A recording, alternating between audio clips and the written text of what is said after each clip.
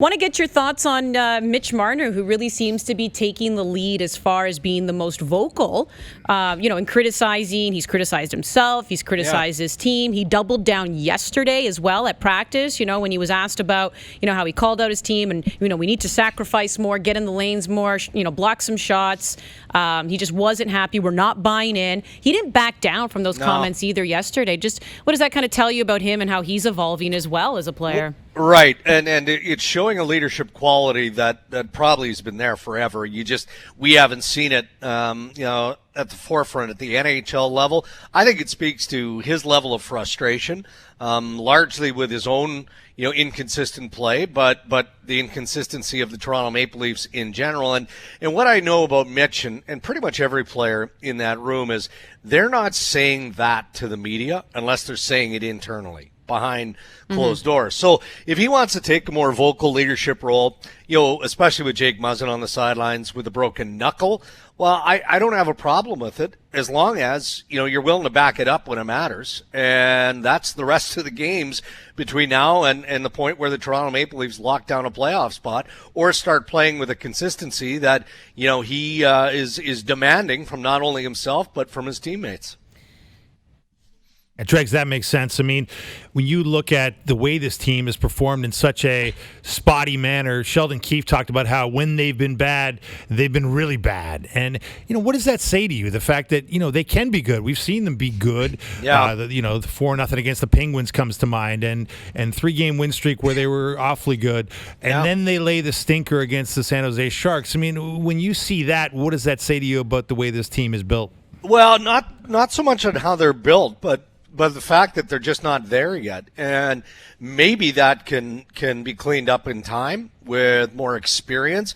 I still want to go back to the early days of Sheldon Keefe when he laid down the immaturity card, right? And that still resonates with me. Whether it's, still a bit of an excuse, I don't know. It's the easiest way, the easiest form of explaining the level of inconsistency. Hold on.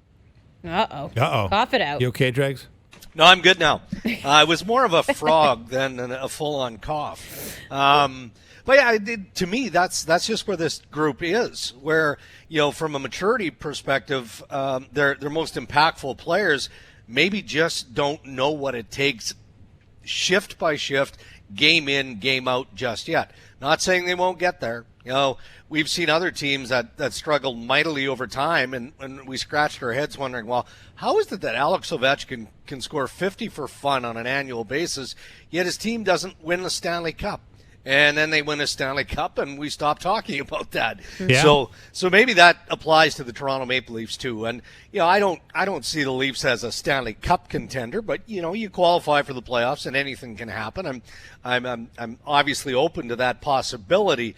But I think if they qualify for the playoffs, that's step one in the development of this group.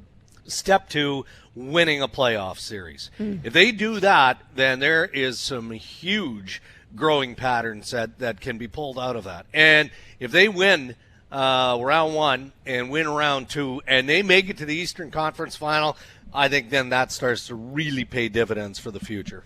Well, and it's tricky because you look at this blue line, and even though it seems like help could be on the way as early as next week, it's still a mishmash, and now we're going to see Rasmus Sandin go back into the lineup.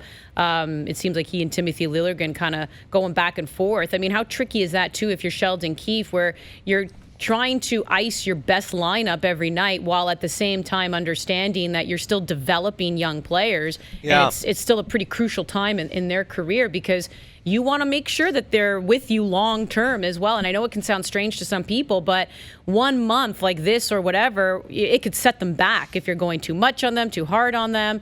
I just wonder what you make of the tricky situation Keefe is in. No, definitely it's tricky, but what choices does he have? He doesn't have a whole lot of options internally. So it comes down to Liljegren or Rasmus Sandin, and then you've got a bit more experienced guys in Calle Rosen and Marincin and things like that you don't have a choice. I mean, you just submit your lineup and you hope for the best given the injury issues that the Maple Leafs have faced on that back end. And for me, that's as delicate as trying to get Morgan Rielly or Cody Ceci back into the lineup, a game 2, 3 games earlier. Do you really want to push those players? And I'm not suggesting Toronto is. They're probably doing the exact opposite. Riley and Ceci are probably, come on, let's go. I loved what I heard from Jake Muzzin. Was it yesterday where he talked about, of course he wants to come back early. Yeah. But if the hand isn't right, then it doesn't make sense. And I believe that that's how the Maple Leafs are managing, Ceci and Riley as well. But to go back to the Mitch Marner comment, I wonder if some of that isn't part of it as well. It's not just the coach making a decision as to who comes into the lineup because you're so depleted on the back end. It's about how the rest of the team responds to the issues that you have. So as a forward, you have to be willing to pay a price. You have to be willing to do more, just knowing that you don't have a full lineup on that back end. You've got inexperienced players who are embracing responsibility and opportunity in learning in almost playoff-like atmosphere type games. But who's kidding who? These guys are inexperienced. So, those in front of them have to be willing to do more. And I think that was part of what we were hearing of late from Marner as well.